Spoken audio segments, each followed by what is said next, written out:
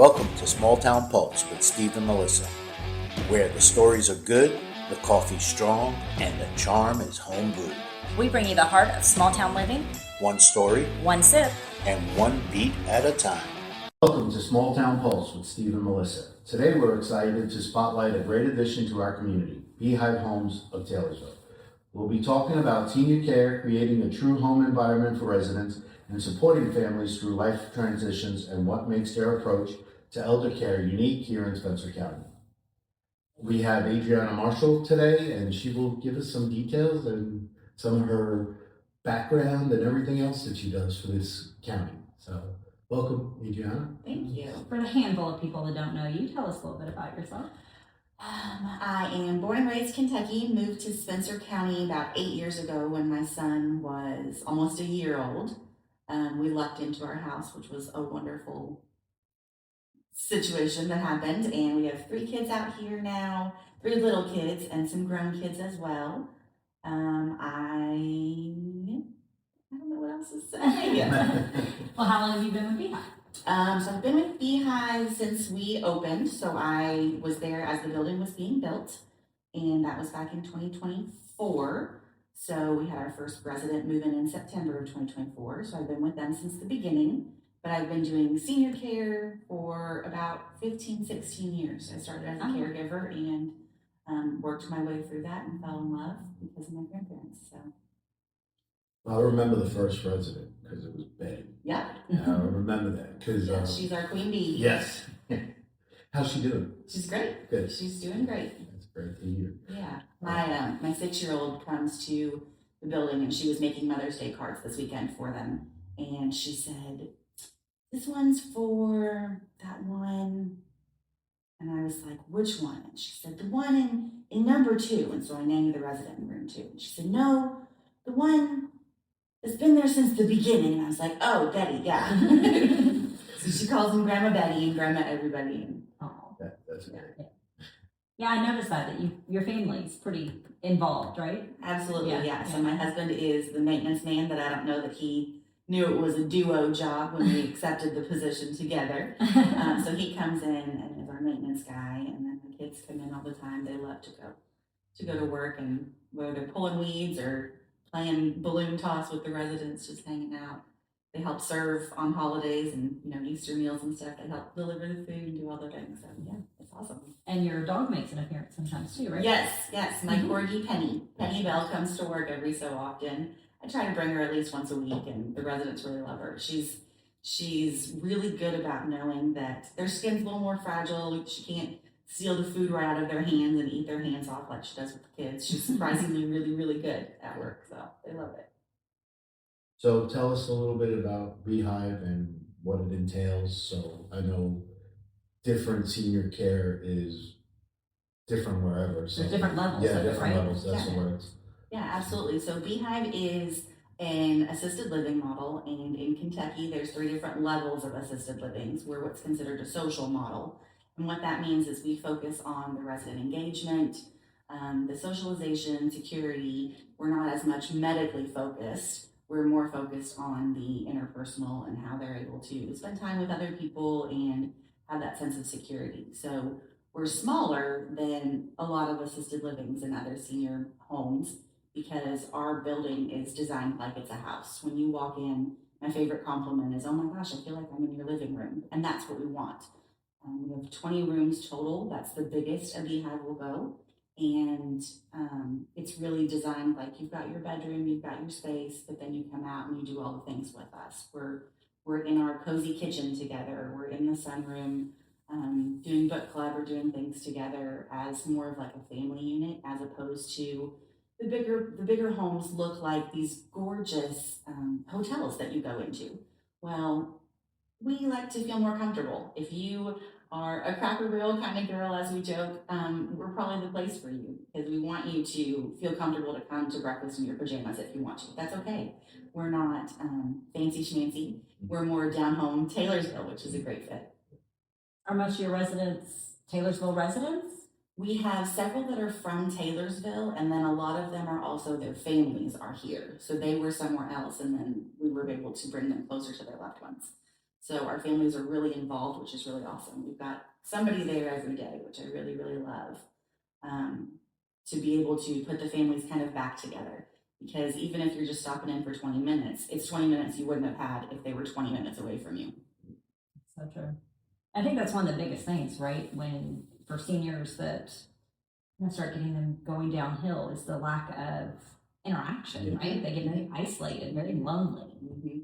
Yeah, so people often say, well, mom's fine, she's surviving on her own. But then when you move them in somewhere and they're able to come to activities and they're able to make friends and they're able to talk to the staff and really have that communication again, you don't realize how lonely somebody was.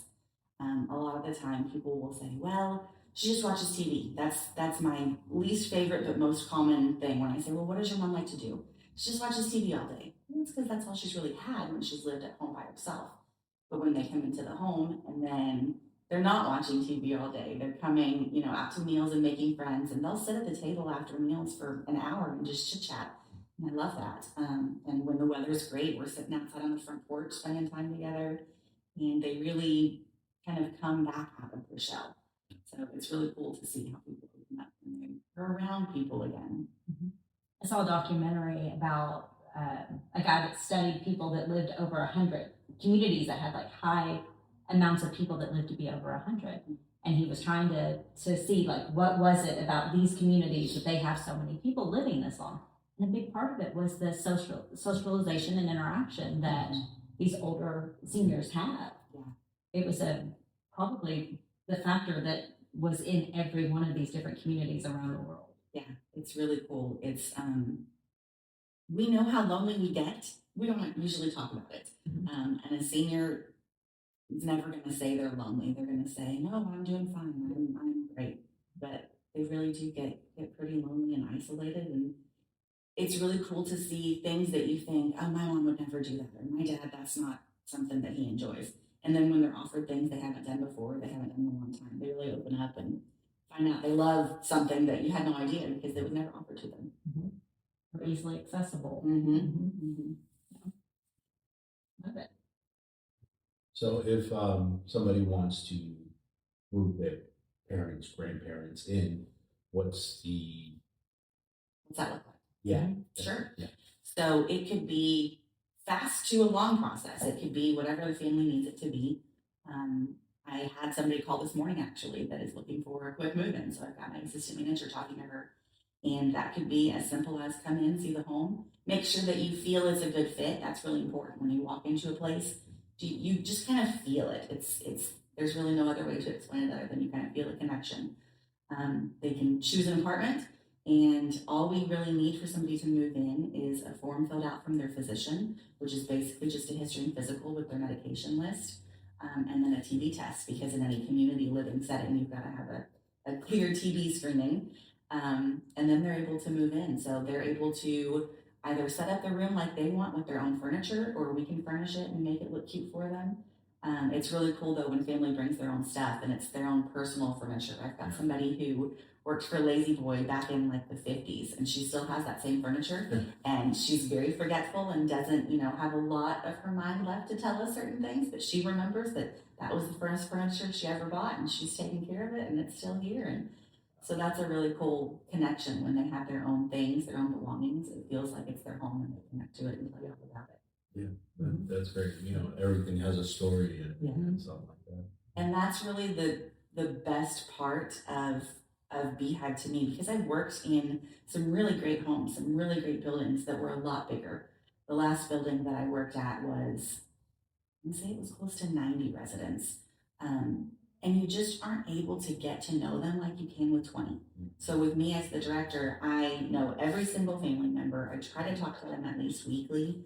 And I get to know the residents' stories so well. It's not one where I'm just quickly passing by. I'm able to sit and talk with them. And I know that so-and-so has harder days if she's not as busy with activities, or that this other person gets really confused if she's not drank enough water. And I get to learn all the little things. But I can also connect like, oh, well, I know that she's having a hard day, but she really enjoys talking about travel. And her husband traveled to every single state. So I'm able to remember all those little details and have those connections, which I think makes a big difference when you're able to have a small home and really have the personalized touch, which is really what Beehive's about. Well, makes you feel like part of their family on top of that, so it makes it easier to connect. Absolutely. And then you guys handle like all the cooking, all the cleaning. So if that's a concern for your parents, you know, that's something that kind of comes off the table of having to worry about. I mean, I worry my mom's, you know, I wouldn't say, is technically she's a senior citizen, but she doesn't act like one by any means. But, you know, she's still going up and down stairs to her basement to do laundry, and I worry about that. Yeah. So that's something that you guys take care of for them, right? Yeah, absolutely. So we are an all-inclusive home, and that means we don't do different charges for different things. We take care of everything from the housekeeping in their room, helping with any activities of daily living they need help with, whether it's just remind them to take a shower or physically help them with the shower, dressing, bathing, toileting, all the things. We also do all the cooking in-house, just like we're cooking at home. So yesterday we made chicken noodle soup from scratch, and we were chopping the celery, chopping the carrots, you know, cooking the chicken, doing all the things, and it really makes the home smell great. So that's a big part of it too, is we want it to be like you're cooking in your own home. And we take care of all of those things, the laundry. Now we've got some people who enjoy doing laundry, and that was always an activity that they did. And I had one family member who said, that's mom's thing, like she loves that. She does not want to touch the laundry now. Yeah, she loved it because she didn't have anything else to do at home. She was just doing laundry. Now she's like, no way, you cater to me. I'm going to go do whatever I want. So yeah, we take care of everything for them and do it with a smile. Love it. That's great. And now, you know, I know some places, trying to get a handle on everything. Some places only allow you to go certain areas on the grounds, but if, say, the family wanted to take them out somewhere, that's possible, or is that? Yeah, so our home is like you have your own apartment. You Okay. can come and go as you please. Our doors lock just like we're at home. So we lock the doors in the evening when it starts to get dark. But family members can come anytime, 24/7, and take them out, spend the day, spend the night. We've got some who, you know, go on a weekend with family, or somebody's having a wedding out of state and they want to go. They can do that.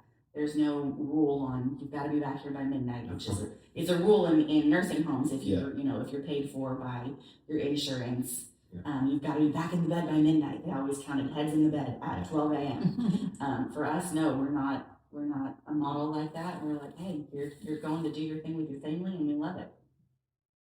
Just come back when You're done. We'll feed you when you come back. I know too, you do something that's really interesting. You do the Beehive store. Mm-hmm. So tell us about that. Yeah, so a lot of beehives have come up with this bee-buck store where you give them basically monopoly money. I call it bee-bucks, that we just print out, and it's $1, $5, whatever. When you come to activities, when you drink an extra glass of water, when you do different things, you get paid in money. And then every quarter we offer the bee store. So we fill the room with all these wonderful things, and they get to go shopping. So it's actually been really helpful when we've had some residents who maybe isolate more or they don't want to come out to things. And I'm able to say, hey, I'll give you 10 bee-bucks. And at first that didn't work, but then once they saw the store and went, oh, I didn't know this. And now they're like, okay, how much money do I get if I do this? And I'm like, girl, I will give you $20. Just come. And so that's a negotiation. Yes, it is. Which is good for everybody. There is no flat rate. It is what works for the person. But yeah, it helps them with, number one, they're counting their money, so that actually helps their brain again.